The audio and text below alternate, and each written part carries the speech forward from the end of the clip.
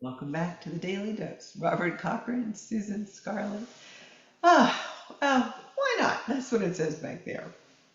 Why are we doing this? Why not? This day one thing. I met a couple last night, Robert, that I would love to see be in this class. So I may send them this dose or some of the ones we've done over the last few minutes because I think that this has been a really pretty good explication of why we do this. What I love in what you just said is kind of, I think, the natural proliferation of what we're doing.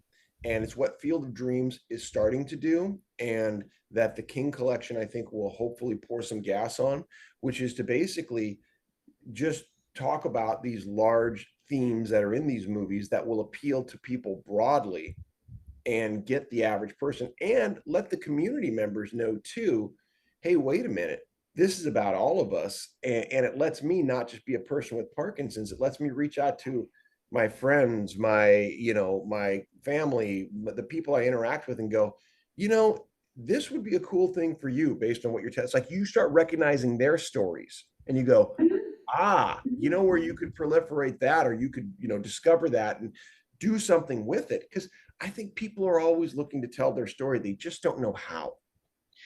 Yes. And what's to me particularly important and authentic, if you will, is the organic way the day one program has evolved and is actually wrapping in a concept of cinema therapy. And the movies that you're choosing um, are giving, it's sort of like the world coming and saying, hey, I want to do that. I don't have Parkinson's. Can I do that? And I love that. I love that for the program. I love that for the individuals who learn about it. Stories are for all of us. They're at our baseline of humanity, and we lose track of them or only externalize them or minimize them to entertainment at our great peril. I mean that very deeply, right?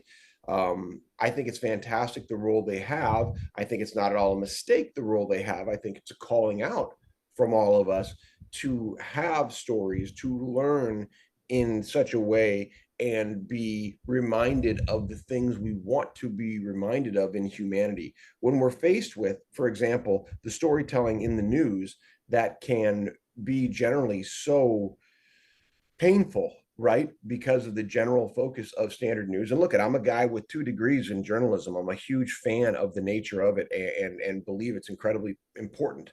I'm not bashing the news at all. I'm saying that that's only one form of storytelling, that there is storytelling that does more, that explores the unknown, that explores the still faithful and opportunistic view of the world that says we can do better. The kind of Barack Obama type approach. I don't mind invoking his name at all because he's a master of this from an oratory and a standpoint to say the better angels still exist. They're here. I know we're getting screamed at by our and reflected the maybe our lesser angels. However, the storytelling and the way we're talking about doing it reminds us of our better angels too. And if we can have the balance, I'm not saying don't be Pollyanna and only better angels.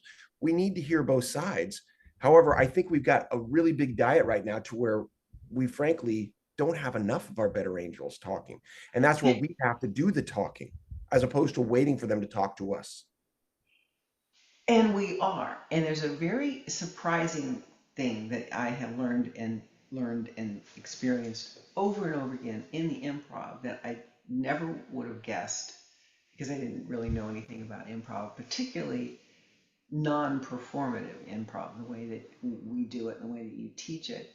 Um, Maybe those other voices that are shouting louder or the ones that you discourage are the ones that are trying to be center stage. They're trying to be funny. They're trying to drop a good line because they're funny. They've gone through life being funny and entertaining people, and they come to improv thinking that's what we do. And it's just been fascinating to me to learn the beauty and the power of the integrated moment when one person's whole goal is to say something to facilitate the other guy saying something, not to drop the line himself. And I commend you for crafting the Yak's version of improv that way. Well, thank you. It sounds simple, and yet, like you say, it's an exercise. It's something that, we all need to be reminded of all the time. I have many of those qualities you talk about being the guy to drop the line all the time, be the one, hey, look at me. I mean, I grew up with that kind of, piece. I know it's part of me still. And so I need to constantly put it on. It's not about me, it's about the other person. He who gives the most wins, that reminder. And like you say, the delight and the awesome feeling of seeing something co-created, there's the word of the year, right? Truly co-created, because people yes anded each other. When we call scene on something, two people walk out of it, they're stunned themselves. Did we just do that? Did that really just happen? And it was so And the simple. answer is, yeah, Yeah, it we did was. it. We It just was did it. yes and right, and it happened because of the acceptance of an agreement of, we're here and that's all that matters. It's us two in this moment, and we are fascinated. We're endlessly fascinated to watch that. You know. Well, hey pal, this has been a great series. We'll do more soon, but again, links will come tomorrow. I mean, links will be below, so please click our subscribe button. As always, share these with others. Let us know if you'd like us to cover something we're not covering. And please go to the website and check out the day one programs as well as the improv programs. See what's in it for you. This is always going to be serving the Parkinson's community. However, it's not just about Parkinson's. We know that. All right. Stand by. See you on the next one. Toodaloo.